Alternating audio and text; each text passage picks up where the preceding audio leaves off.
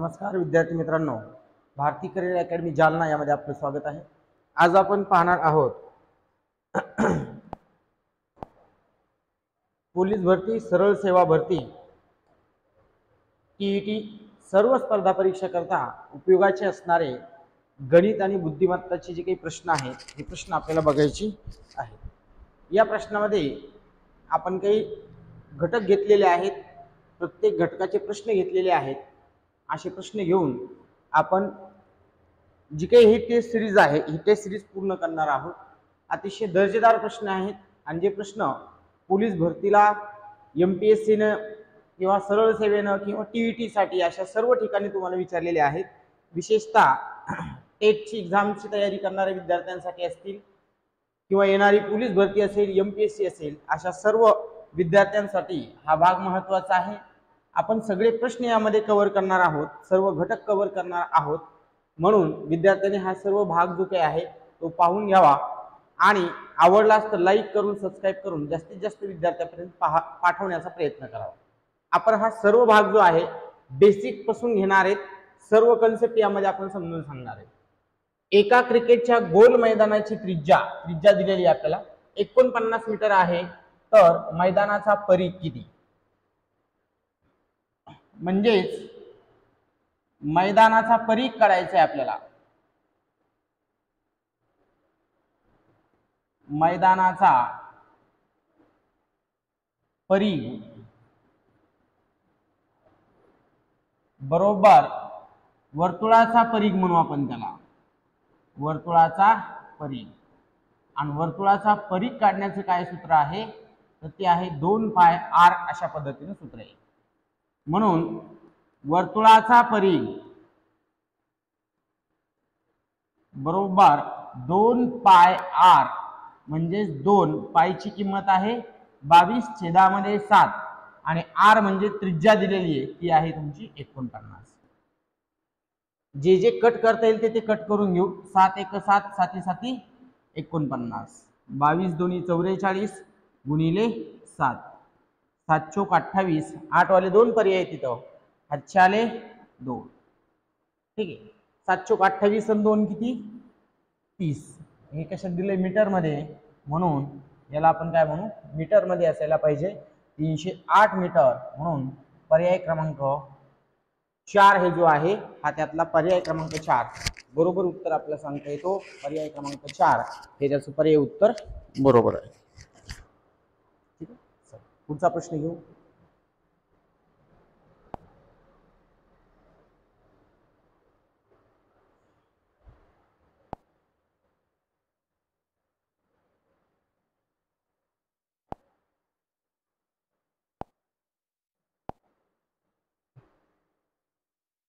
पुढचा प्रश्न, पुढच्या प्रश्नामध्ये सांगितलं एका संख्येचा 2/5 हा 24 आहे, तर ती संख्या कोणती? सिंपल, ती संख्या आपण काय घेणार आहे, ती संख्या आपल्यासाठी असेल x, ती संख्या आपल्यासाठी काय असेल x मानू आपण।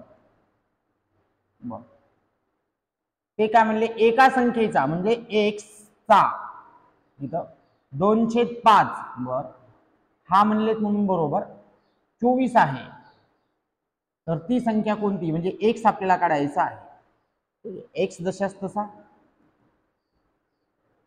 हा इकडे गेला 24, खालचा 5 वर जाईल, वरचा 2 खाली येईल। x बरोबर याला भाग दिला किती जाईल 12, 12 गुणिले 5 बरोबर 12 पंचे 60, तर ती संख्या किती आहे 60 आहे। पर्याय क्रमांक 2 मध्ये तुम्हाला दिसतो 60, म्हणून पर्याय क्रमांक 2 त्याचं उत्तर बरोबर आहे 60। व्हिडिओ आवडला तर लाईक करत चला, सबस्क्राइब करत चला, जास्तीत जास्त विद्यार्थ्यांपर्यंत शेअर करत चला, कारण प्रत्येक प्रकारचे प्रश्न यामध्ये घेतलेले आहेत आणि बेसिक पासून प्रश्न घेणार आहेत। लक्षामध्ये सर्व प्रश्न आपल्याला सोडवण्यासाठी सोपे जातील, सर्व प्रश्न पेपरला आलेलेच आहेत। असा पूर्ण भाग आपण या माध्यमातून विद्यार्थ्यांसाठी कव्हर करत आहोत, हे लक्षात असू द्या, ठीक आहे। पुढचा प्रश्न,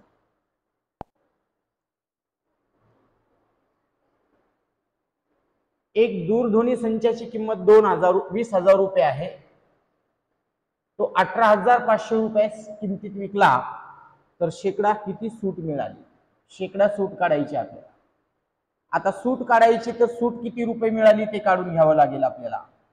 सूट 20,000 रुपये वजा 18,500 रुपये आपल्याला द्यावा लागेल. 18,500 याच्यातून वजा केले तर 1,500 रुपये आपले उरतील. म्हणजेच ही झाली तुमची सूट. आपल्याला शेकडा सूट काढायची आहे. मग शेकडा सूट जर काढायची असेल तर 2,000 रुपयावरती मिळालेली 20,000 रुपयावरती मिळालेली सूट आहे किती? 1,500 रुपये. आणि शेकडा काढायची आहे म्हणजेच गुणाकारात किती? 100. तर ही झाली शेकडा सूट. समजून घ्या. 1 2 1 2 1 2 1 2 म्हणजेच 15/2 तर 7.5% एवढी तुम्हाला काय भेटलेली आहे? शेकडा सूट भेटलेली आहे. जो पर्याय क्रमांक 1 तुम्हाला पाहायला मिळतो. अशा पद्धतीने आपल्याला शेकडा सूट काढता येते. ठीक आहे.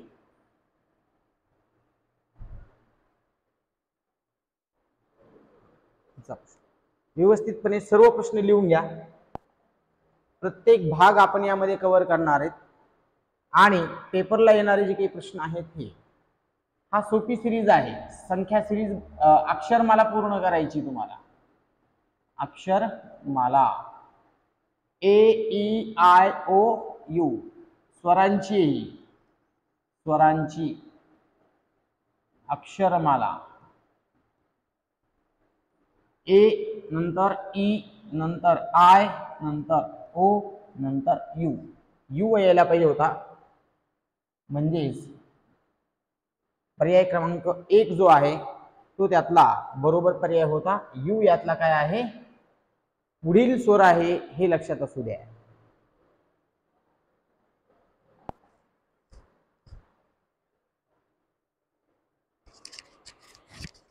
आता पाण्याची टाकी आणि नळ या भागावरून घेतलेला हा प्रश्न आहे.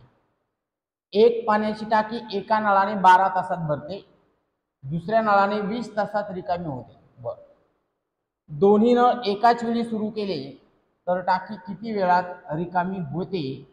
अशा पद्धतीचा हा प्रश्न आहे. एकाने भरते सूत्र वापरू आपण आणि दुसऱ्याने रिकामी होते. मग रिकामी होते याचा अर्थ काय वापरावा लागेल आपल्याला? एकामध्ये मायनस वापरावा लागेल. म्हणजेच 20 गुणिले 60 खाली 20 वजा 60.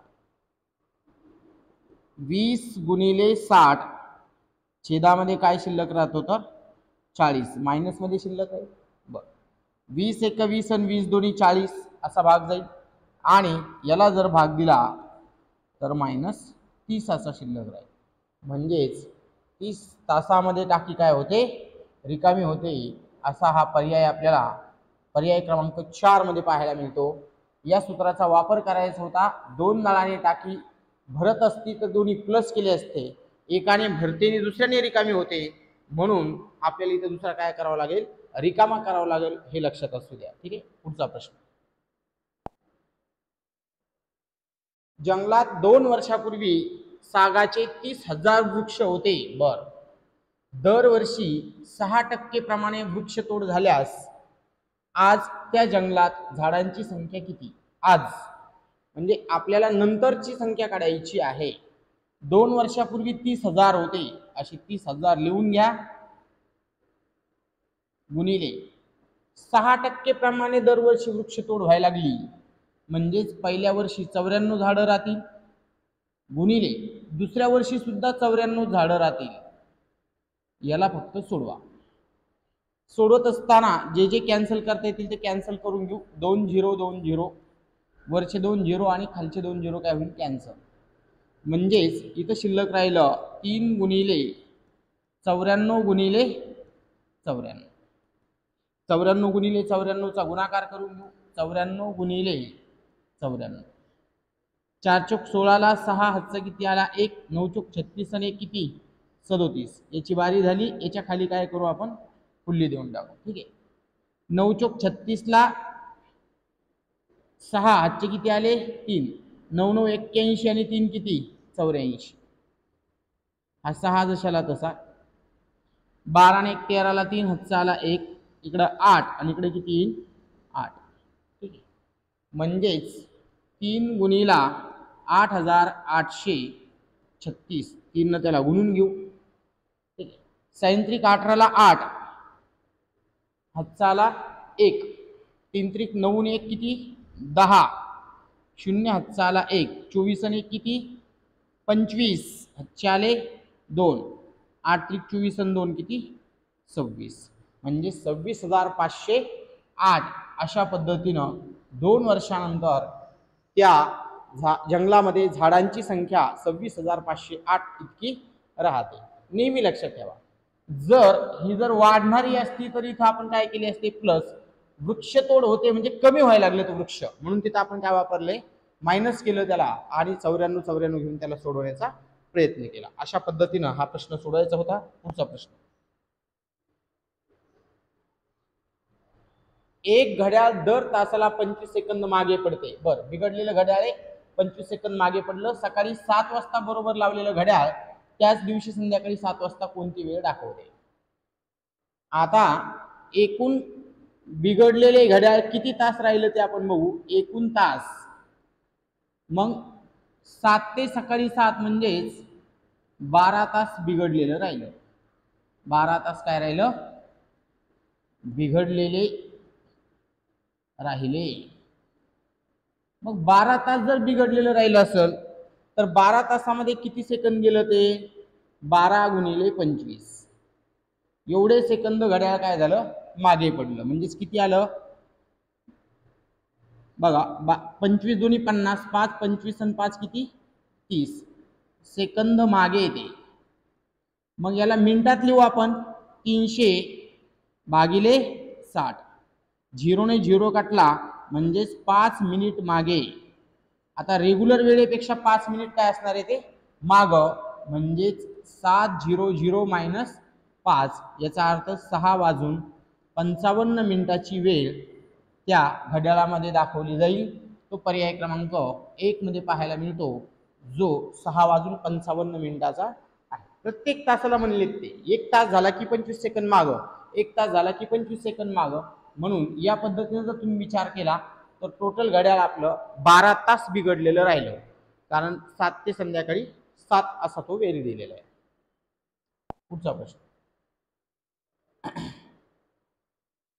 एका तळ्यामध्ये एका दिवशी जेवढे कमळं आहेत त्याच्या दुप्पट कमळं दुसऱ्या दिवशी तयार होतात. बरं, तळ्यामध्ये 5व्या दिवशी 192 कमळे होती, तर पहिल्या दिवशीची कमळे किती होती? ठीक आहे, पहिल्या दिवशी कमळं किती होती असं म्हणले. ऑप्शनचाही वापर करता येईल, पण आपण बेसिक पद्धत जाऊ. पहिल्या दिवशीची कमळं असतील x, बरं, दुसऱ्या दिवशी त्याच्या दुप्पट कमळं झाली, दुसऱ्या दिवशी किती झाली 2x, तिसऱ्या दिवशी त्याच्या कमळे तिप्पट झाले, दुप्पट झाली पुन्हा 4x, चौथ्या दिवशीची जी कमळं आहेत त्याच्या पुन्हा दुप्पट झाली 8x, आणि 5व्या दिवशीची जी काही कमळं आहेत ती अजून त्याच्या दुप्पट झाली म्हणजेच 16x. 5व्या दिवशी कमळे दाखवत आहे ते 16x आणि ते म्हणत आहेत कमळे आहेत 192. याचा अर्थ असा झाला की 5व्या दिवसाच्या कमळांची संख्या 192 आहे आणि संख्येत काढली तर ती 16 आहे, म्हणून 16x आहे. म्हणून हा 16 इकडे गेला, इकडे गुणाकारात आहे, इकडे गेला तो खाली कुठे जातो भागाकारात, म्हणून 16 ने भाग देऊ. 16 एक 16, राहिले 3, 16 दोन्ही 32, तर x ची किंमत किती आली 12. मग x ची किंमत जर 12 आली तर पहिल्या दिवशी जी कमळं आहेत ती 12 होती, नंतर होती 24, 24 ची दुप्पट होती 48, 48 ची दुप्पट होती 96 आणि 96 ची दुप्पट होती 192. अशा पद्धतीनं तो क्रम होता. आपल्याला पहिल्या दिवशीची कमळं म्हटले ती, तर पहिल्या दिवशी आपल्याकडे एकूण किती कमळं होती तर 12 कमळे होती असा त्याचा अर्थ आहे. अशा पद्धतीने तुम्हाला त्याला सोडवायचं होतं. ठीक आहे, चला पुढचा प्रश्न सिंपल आहे. 100 आणि 102 समासावी किती? आता समजून घ्या ह्या कोणत्या संख्या आहेत, तर ह्या आहेत क्रमवार समसंख्या. क्रमवार समसंख्या. क्रमवार समसंख्या यांचा मसावी हा नेहमी दोन असतो हे असं समजून घ्यायचंय. आणि जर यांचाच लसावी विचारला असता, क्रमवार समसंख्याचा लसावी हा त्यांच्या गुणाकाराची निमपट असतो. त्यांच्या गुणाकाराची निमपट असतो. म्हणजेच लसावी जर सांगितला असता तर आपल्याला काय करावं लागलं असतं, 100 गुणिला 102 भागिले 2 करावं लागलं असतं. म्हणजे हा त्याचा लसावी झाला असता. आणि मसावी किती आहे 2. आपल्याला मसावी विचारला आहे म्हणून बेसिक मसावी किती आहे तर 2 आहे. अशा पद्धतीने आपल्याला त्याला सोडायचं होतं. अतिशय सोपा प्रश्न होता.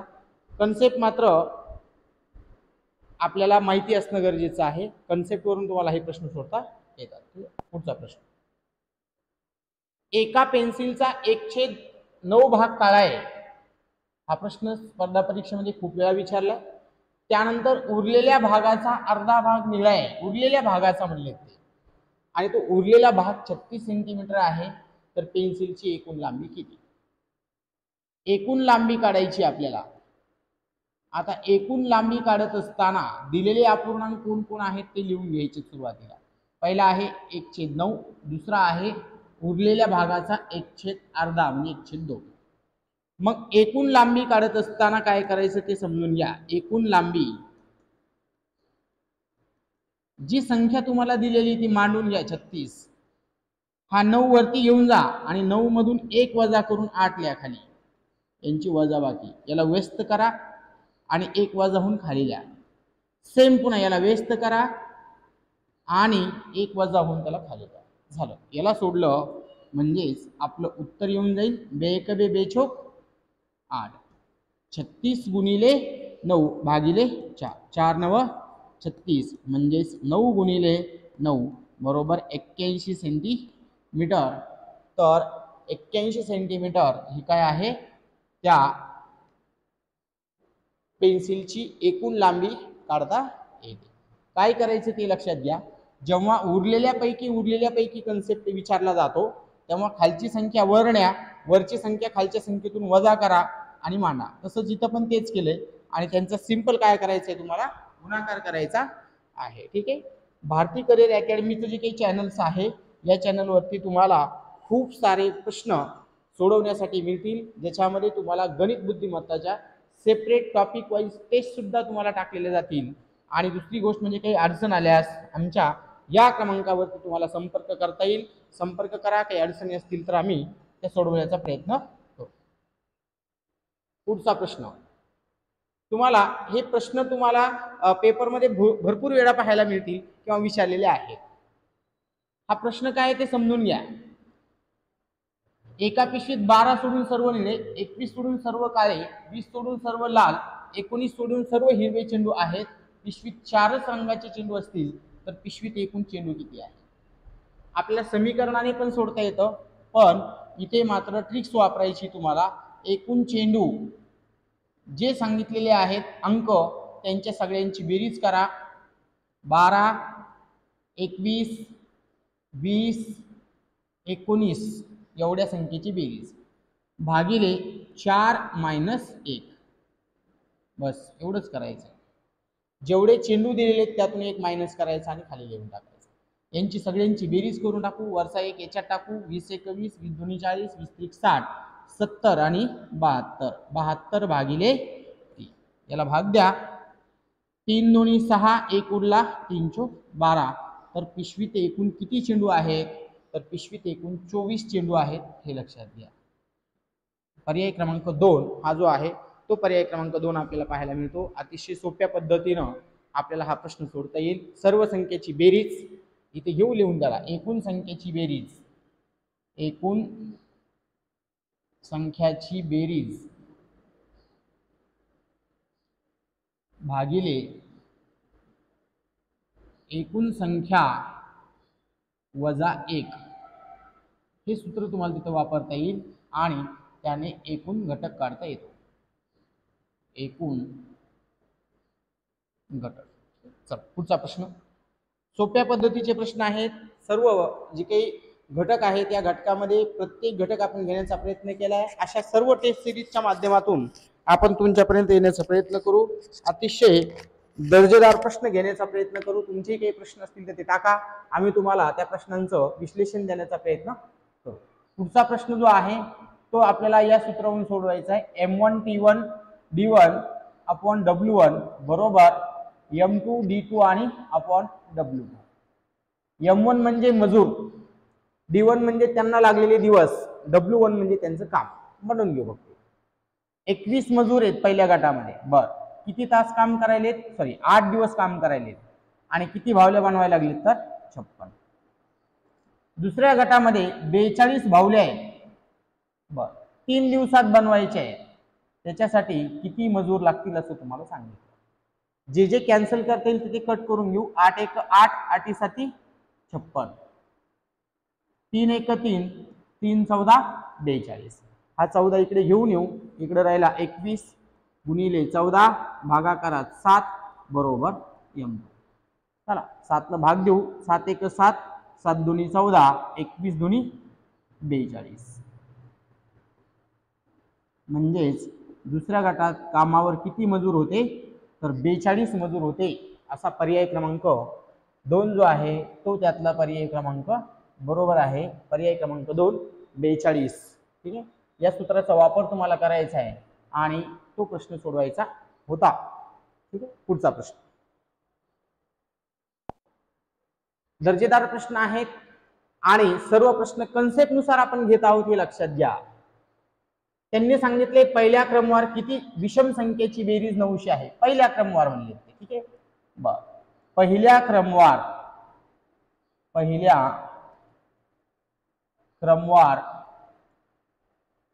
विषम संख्याची बेरीज. आता पहिल्या क्रमवार विषम संख्येची बेरीज जर करायची असेल तर काय सूत्र आहे त्याचं? n². मग इथे मांडून घेऊ. 900 बरोबर काय येईल? n चा वर्ग. पण आपल्याला n काढा म्हणले ते. मग n काढायचं असेल तर वर्गमुळात काय जाईल इकडं? 900 बरोबर n. तर n बरोबर काय येईल रे? 30. याचा अर्थ 30 विषम संख्या आहेत ज्यांची बेरीज आपल्याला काय काढता येते? 900 काढता येते. म्हणून पर्याय क्रमांक 2 हे त्यातलं पर्याय उत्तर काय आहे? बरोबर आहे. हा कन्सेप्ट जो आहे हा माहिती असणं आपल्याला गरजेचं आहे. नाहीतर मग आपल्याला हा प्रश्न एवढ्या सोप्या सहजासहजी भाषेमध्ये सोडता येणार नाही. म्हणून पहिल्या क्रमवार विषम संख्येची बेरीज बरोबर n चा वर्ग हा जो कन्सेप्ट आहे हा इथे तुम्हाला लिहायचा होता आणि त्यावरून प्रश्न सोडवायचा होता. पुढचा प्रश्न जो दिलेला आहे तो तुम्हाला हा 2 वरती आहे. लक्षात घ्या हा 2 जो आहे तो वरती आहे.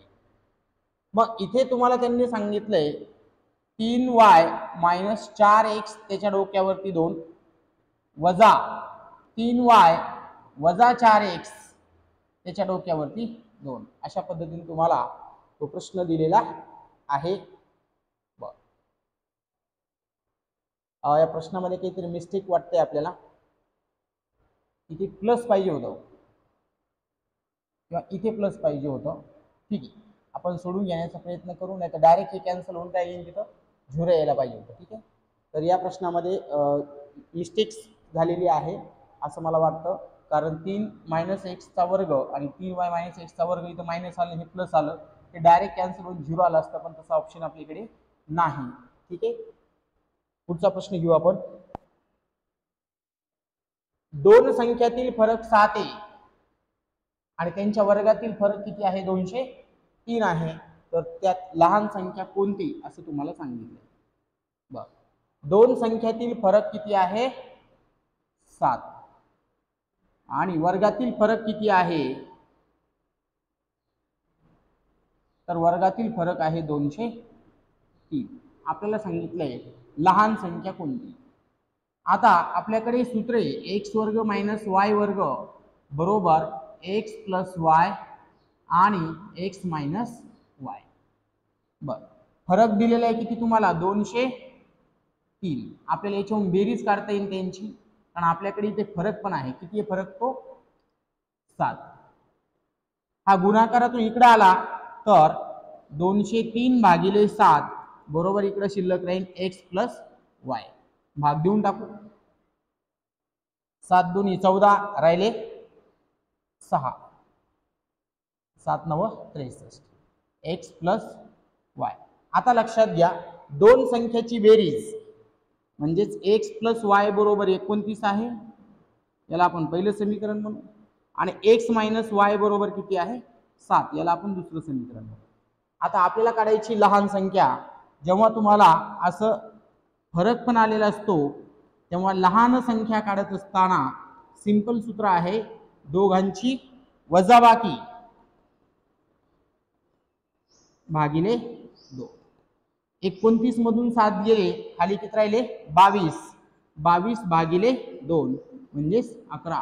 तर पर्याय क्रमांक 4 हा जो दिसतो हा त्यातला पर्याय क्रमांक 4 काय आहे, बरोबर उत्तर आपल्याला सांगता येतं. म्हणजेच पर्याय क्रमांक 4 हे त्यातलं पर्याय उत्तर बरोबर आहे. अशा पद्धतीनं पोलीस भरतीच्या किंवा सरळ सेवेच्या किंवा टीईटीच्या माध्यमामध्ये आपण तुम्हाला ही छोटासा प्रश्नांचा संच देण्याचा प्रयत्न करत आहोत. व्हिडिओ आवडला तर नक्की लाईक करा, सबस्क्राईब करा आणि जास्तीत जास्त विद्यार्थ्यांपर्यंत पाठवण्याचा प्रयत्न करा. आणि ज्यांना कोणाला जे काही टेस्ट सिरीज लागत असतील, जे काही क्वेश्चन्स लागत असतील, त्यांनी या टेलिग्राम ग्रुपवरती जॉईन करा.